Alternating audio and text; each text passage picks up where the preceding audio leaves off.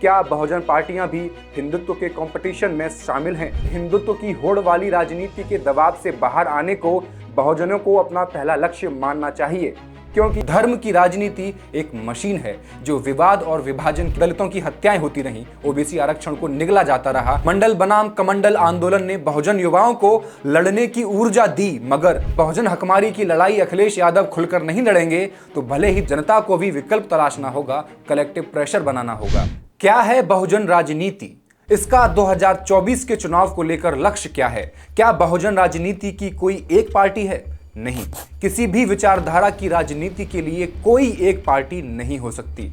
जैसे कि हिंदुत्व की विचारधारा की कोई एक पार्टी नहीं है, बल्कि ये कहना ज्यादा ठीक होगा कि इन दिनों चुनाव में शामिल होने वाली पार्टियों के बीच हिंदुत्व की विचारधारा को अडॉप्ट करने का कंपटीशन लगातार चल रहा है।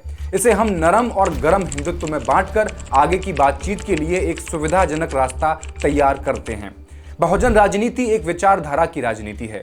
कई पार्टियां अपने बहुजन होने का दावा करती हैं, लेकिन सवाल यह है कि इनकी पहचान कैसे की जा सकती है? क्या केवल सत्ता के नेतृत्व के आधार पर यह पहचान की जा सकती है? मसलन मध्य प्रदेश में मुख्यमंत्री मोहन यादव हैं और उनकी सामाजिक पृष्ठभूमि पिछड़े वर्ग की है, लेकिन उनकी पार्टी भाजपा है। बिहार में नीतीश कुमार मुख्यमंत्री हैं जो पिछड़े वर्ग की पृष्ठभूमि के हैं, लेकिन भारतीय जनता पार्टी के साथ मिलकर सरकार में हैं। कांग्रेस, राष्ट्रीय जनता दल और वाम दलों के समर्थन से भी वो सरकार बनाते रहे हैं। इसके अलावा कई ऐसी पार्टियां हैं जो किसी एक या दो पिछड़ी और अति पिछड़ी जातियों के बीच अपना आधार बनाकर इधर उधर के चुनावी गठबंधन का हिस्सा बनना चाहती हैं। ऐसे में बहुजन राजनीति के सामने दो अहम सवाल हैं। क्या बहुजन पार्टियां भी हिंदुत्व के कंपटीशन में शामिल हैं? दूसरा सवाल यह हो सकता है कि बहुजन विचारधारा का इस्तेमाल बहुजन समाज की विभिन्न जातियों को हिंदुत्ववादी के रूप में तैयार करने के लिए किया जा रहा है, या फिर बहुजन विचारधारा में आगे निकलने की एक होड़ इन पार्टियों के बीच चल रही है। नमस्कार, मैं हूं हेमंत और आप देख रहे हैं मॉलिटिक्स। क्या आपको नहीं लगता कि हिंदुत्व की होड़ वाली राजनीति के दबाव से बाहर आने को बहुजनों को अपना पहला लक्ष्य मानना चाहिए? क्योंकि ये समझना जरूरी है कि बहुजन विचारधारा की एक राजनीतिक विचारधारा है जिसमें बहुजनों ने कुछ चुनिंदा लोगों के वर्चस्व की राजनीति के खिलाफ एक संस्कृति का निर्माण किया है, जबकि हिंदुत्व की राजनीति बहुजनों की इस लड़ाई को कमजोर करती है, नष्ट भ्रष्ट करती है। हिंदुत्व की राजनीति इसके लिए भावनात्मक शोषण के उद्देश्य से शब्दावली और प्रतीक चिन्हों का भरपूर इस्तेमाल करती है, जैसे राष्ट्रपति दलित हुए, आदिवासी हुए, लेकिन ये सिंबॉलिक थे। दलित की हत्याएं, उनकी बहन बेटियों के साथ बलात्कार और उनका आरक्षण तो फिर भी छीना ही जा रहा था। हाथरस रेपकांड और हाल ही में रामपुर में बाबा साहब अम्बेडकर की मूर्ति को लेकर हुए विवाद में एक दलित बच्चे की मौत कथित तौर पर पुलिस की गोली लगने से हो गई। हिंदुत्व की राजनीति का सबसे बड़ा हथियार है बहुजन बनाम जाति, यानी बहुजनों के बीच जातिवादी इंजीनियरिंग का इस्तेमाल करना। जैसे बीजेपी के साथ अगर कोई यादव नेता चला गया तो उसके पीछे पीछे आप भी चले जा रहे हो, तो बेईमान कौन है? आप हो बेईमान। आप बिल्ली को दूध की रखवाली खुद दे रहे हैं। फिर जब चुनाव आएगा तो हम हिंदू हैं, हिंदू के नाम पर वोट दे दोगे। जातियों का इस्तेमाल सिंबॉलिक तरीके से करने वालों ने आपके लिए कोई काम नहीं किया, उल्टा आपके खिलाफ काम किया है।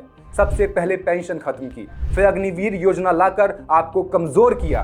किसे नहीं पता अग्निवीर के जरिए बहुजन लोग ही देश सेवा के लिए जाते थे। 69,000 भर्ती में बहुजनों का आरक्षण खत्म कर दिया और तमाम ऐसे उदाहरण हैं। आप भी थोड़ा मेहनत करके पता करो। फोन सिर्फ इंस्टाग्राम पे रील स्क्रॉल के लिए नहीं होता। अब होना यह चाहिए कि अगर आपका बहुजन समाज का कोई नेता बीजेपी आरएसएस के साथ जा रहा है तो सभी सभाओं में उसके खिलाफ निंदा प्रस्ताव पास होना चाहिए, उसका धिक्कार होना चाहिए। फिर चाहे वो नीतीश कुमार हो, चाहे चिराग पासवान, चाहे जीतनराम मांझी हो या रामदास अठावले।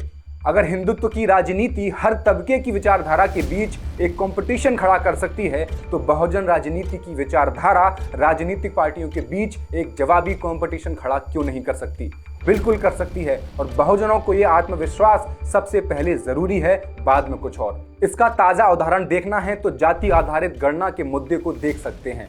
ये एक ऐसे मुद्दे के रूप में उभर कर आया है कि बीजेपी को छोड़कर लगभग सभी पार्टियां इसका समर्थन करने के लिए आगे आ रही हैं। भले ही बेमन आ रही हों, लेकिन आ रही हैं, क्योंकि बहुजनों को खुश करने का दबाव वो महसूस करती हैं। और यही वो वर्चस्व है जिसे भाजपा ने अपनी विचारधारा का कायम किया हुआ है। आज बहुजन नेता भी खुद को एक सच्चा हिंदू सिद्ध करने की होड़ में लगे हुए हैं।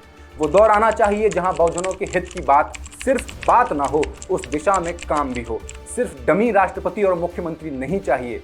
राहुल गांधी के नेतृत्व वाले कांग्रेस के धड़े ने भी अपनी पार्टी के भीतर जाति जनगणना और पिछड़ा दलित अल्पसंख्यक के मुद्दे को पूरी तरह से स्थापित कर दिया है। कर्नाटक की जीत में जाति गणना के समर्थन की अहम भूमिका रही थी, क्योंकि ये इल्म सबको हो रहा है कि अल्पमत यानी जो संख्या में कम है, उनका बहुमत यानी जो संख्या में ज्यादा है पर शासन नहीं होना चाहिए।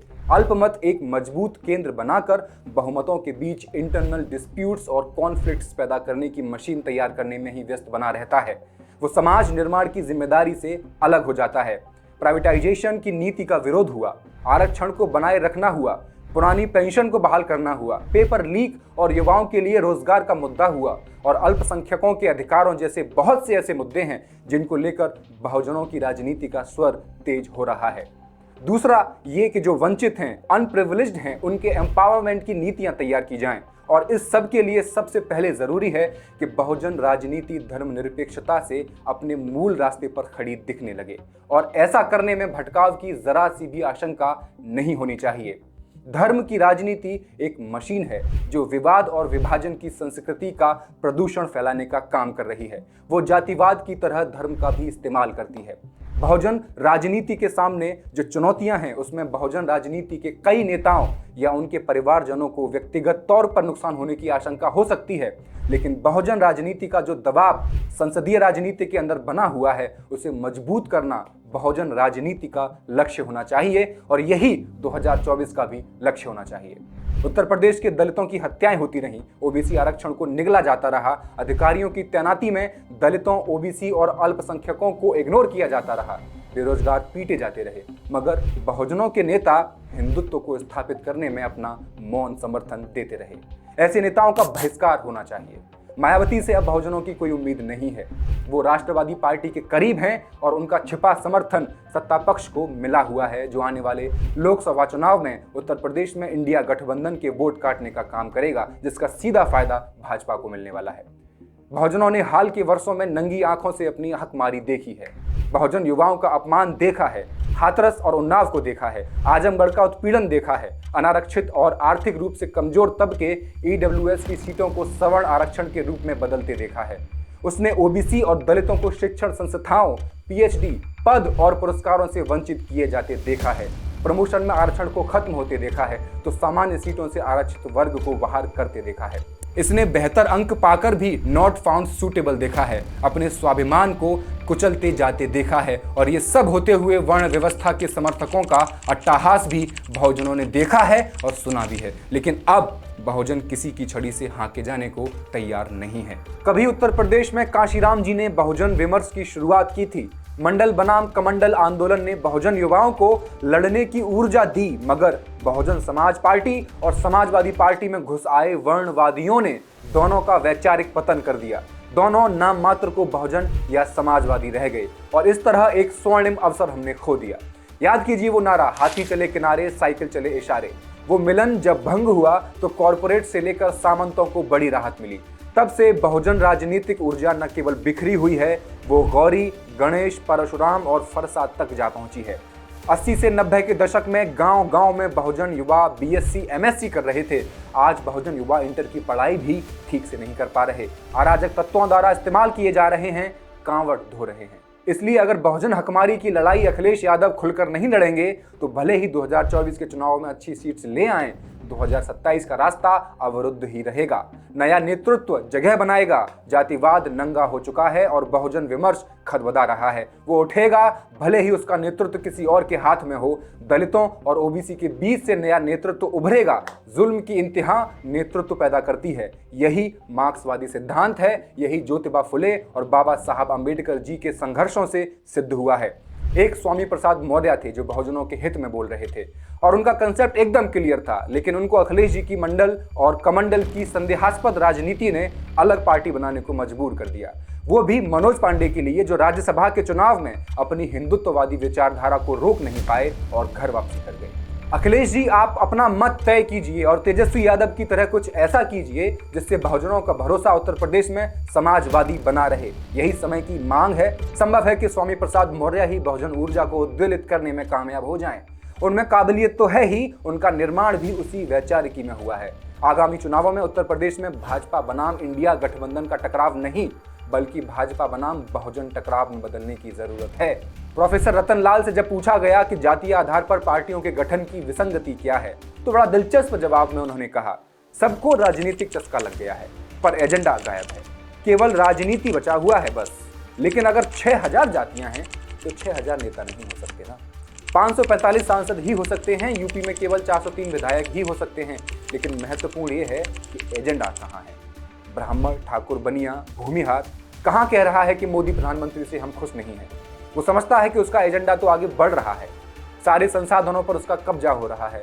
वहीं दलित पिछड़ों में अगर कोई नेता भी हो जाए तो वो बस उसी में खुश है, भले उसका स्कूल, कॉलेज, यूनिवर्सिटी सब खत्म कर दी जाए, उसको कोई फर्क नहीं पड़ता। अगर कोई सवर्ण जातियों का एजेंडा पुश कर रहा है तो वो दलित हो, बहुजन हो, इससे कोई फर्क नहीं पड़ता है। जबकि दलित बहुजन में उसकी जाति का नेता होना जरूरी है, एजेंडा चाहे गायब हो जाए। ज्यादातर लोग ऐसे ही सोचते हैं, इसी का फायदा भाजपा उठा रही है। जनता के पास दुविधा इसलिए है क्योंकि वो नेता के पास सामाजिक एजेंडा लेकर नहीं जाते, बल्कि व्यक्तिगत कार्यों के लिए वो जाते हैं। अगर पूरा का पूरा गांव नेता का बहिष्कार कर दे कि वो उनको घुसने नहीं देंगे, तो पॉलिटिकल क्लास पर एक दबाव बनेगा। पर आज कोई सामाजिक दबाव तो बना ही नहीं रहे हैं। जब जनता का एक कलेक्टिव प्रेशर होता है तो नेता भी प्रेशर में होता है कि उसे जनता को जवाब देना है। अगर 10 जगह इस तरह से बहिष्कार हो जाए तो नेता पर प्रेशर आएगा, जनता को भी विकल्प तलाशना होगा, कलेक्टिव प्रेशर बनाना होगा। नहीं तो नेता भी कुछ लोगों के ट्रांसफर, पोस्टिंग, एडमिशन, ठेका आदि आदि व्यक्तिगत काम करवा कर आपको चलता करेगा। अब महाशिवरात्रि नजदीक है। चूंकि श्रावण मास हिंदुओं, खासकर शिव भक्तों के लिए विशेष होता है। पूरे महीने लोग मंदिरों में जाकर शिवलिंग पर जल चढ़ाकर शिव आराधना करते हैं। ये परंपरा बहुत पुरानी है, जिसे मैं बचपन से ही देखता आ रहा हूँ। लेकिन कांवड़ लेकर पैदल लंबी यात्रा करते हुए शिव मंदिरों में जल चढ़ाने की परंपरा सारे उत्तर भारत में बहुत पुरानी नहीं है। बिहार के देवघर जिले में मौजूद वैद्यनाथ ज्योतिर्लिंग में कांवड़ियों द्वारा गंगा से गंगा जल लेकर मंदिर में चढ़ाने की एक स्थानीय परंपरा हुआ करती थी।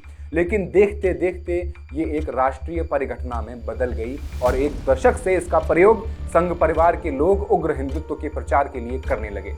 करीब 2 दशक पहले की बात है। दिल्ली के एक हिंदी के राष्ट्रीय समाचार पत्र के चर्चित संपादक ने अपने संपादकीय में लिखा था, ये देशव्यापी कांवड़ यात्रा पंजाब में खालिस्तानी आंदोलन और भिंडरावाला के उदय के जवाब में शुरू हुई थी। हालांकि ये विश्लेषण मेरे गले नहीं उतरता, बात जो भी हो, लेकिन ये बात सही है कि इसको बढ़ावा देने में इलेक्ट्रॉनिक और प्रिंट मीडिया की बड़ी भूमिका है। बड़े बड़े अफसरों को फूल बरसाने के काम पे लगा दिया जाता है और एक आम आदमी को थाने में FIR लिखाने में महीनों लग जाते हैं, उसके बाद भी कार्यवाही नहीं की जाती। भारत में जिस फांसीवाद का उभार आज हम देख रहे हैं, उसकी जड़ें यहाँ की प्री मॉडर्न सोसाइटी में हैं। हमने फांसीवाद को आसानी से स्वीकार कर लिया है। यही कारण है संघ परिवार की राजनीति आज भारतीय समाज में सफल होती दिख रही है। देश के अधिकांश राजनीतिक दल किसी न किसी रूप में फांसीवाद का समर्थन करते हैं। वामपंथियों तक ने कभी जाति व्यवस्था के खिलाफ गंभीरता से संघर्ष नहीं किया। आज भारत के लिए सामाजिक आधुनिकता तक पहुंचना निहायत जरूरी है। इसके बिना इंसाफ और तरक्की दोनों की मुहिम नाकाम रहेगी और संघ परिवार के फांसीवाद की जगह कोई दूसरा फांसीवाद स्थान ग्रहण कर सामाजिक पीड़ा निरंतर देता रहेगा। नमस्कार।